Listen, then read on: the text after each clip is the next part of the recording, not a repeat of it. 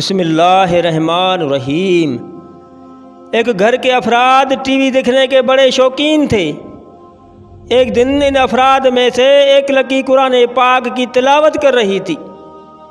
چھوٹی بہن نے آ کر بتایا، آؤ ٹی وی پر بہت اچھا پروگرام چل رہا ہے۔ چنانچہ اس لڑکی نے پروگرام کے خاطر قرآن پاک کو چھوڑ کر ٹی وی دیکھنے چلی گئی۔ جب پروگرام ختم ہوا تو اسی حالت میں بغیر وضو کیے تلاوت کے ارادے سے قرآن پاک کی طرف بڑھی، اور جب قرآن پاک کے نزدیک پہنچی تو کیا دیکھتی ہے، ایک بڑی خون خوار چھپکلی قرآن پاک کے پاس بیٹھی ہوئی ہے اور خطرناک نظروں سے اس لڑکی کو دیکھ رہی ہے۔ پھر اس چھپکلی نے چھلانگ لگائی اور اس لڑکی کے ماتھے پر چپک گئی۔ دہشت کے مارے لڑکی چیخ کر رونے لگی۔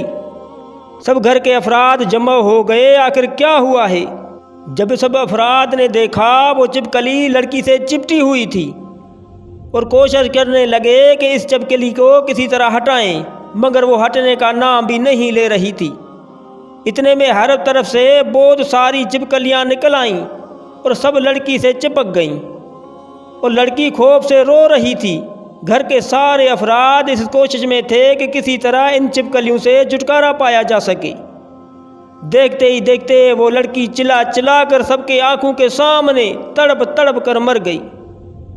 اس کے بعد بھی چھپکلیوں نے اس لڑکی کو نہیں چھوڑا۔ پورے گھر میں کوہرام مچ گیا۔ خون خوار چھپکلیاں بری طرح لڑکی سے چپکی ہوئی تھیں۔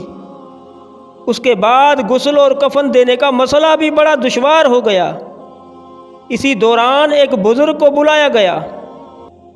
اس نے کہا، اس کو یہ سزا قرآن پاک کی بے حرمتی کرنے کی وجہ سے ملی ہے۔ اس ظالم لڑکی نے ٹی وی کے خاطر مقدس کتاب قرآن مجید کی بے حرمتی کی ہے، یہ سب اسی کی سزا ہے۔ اس کے بعد اس بزرگ نے مشورہ دیا، اس لڑکی کے لاش کے پاس ٹی وی کو رکھ دو، کیونکہ ٹی وی سے ہر چیز پناہ مانگتی ہے۔ چنانچہ ٹی وی کو دیکھ کر وہ ساری چھپکلیاں بھاگ گئیں۔ اس کے بعد اس لڑکی کو غسل دیا گیا۔ جو ہی کفن پہنایا گیا، وہ سب چھپکلیاں پھر سے آ کر اسے چپک گئیں۔ اس بزرگ کے مشورے سے اس ٹی وی کو لڑکی کے لاش کے پاس رکھ دیا گیا۔ اس کے بعد وہ چھپکلیاں بھاگ گئیں۔ جب اس لڑکی کا لاش قبرستان لایا گیا، جب قبر میں دفن کرنے لگے تو چھپکلیاں پھر سے اس کے لاش کے ساتھ چپٹ گئیں۔ اس کے بعد یہ طے پایا گیا کہ ٹی وی کو بھی اس لڑکی کے لاش کے ساتھ دفن کر دیا جائے۔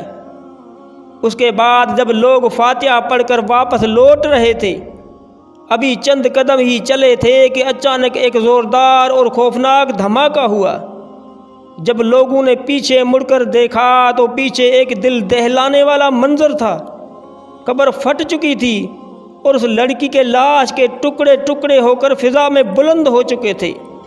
تمام لوگ خوف اور ڈر کے مارے بھاگ گئے۔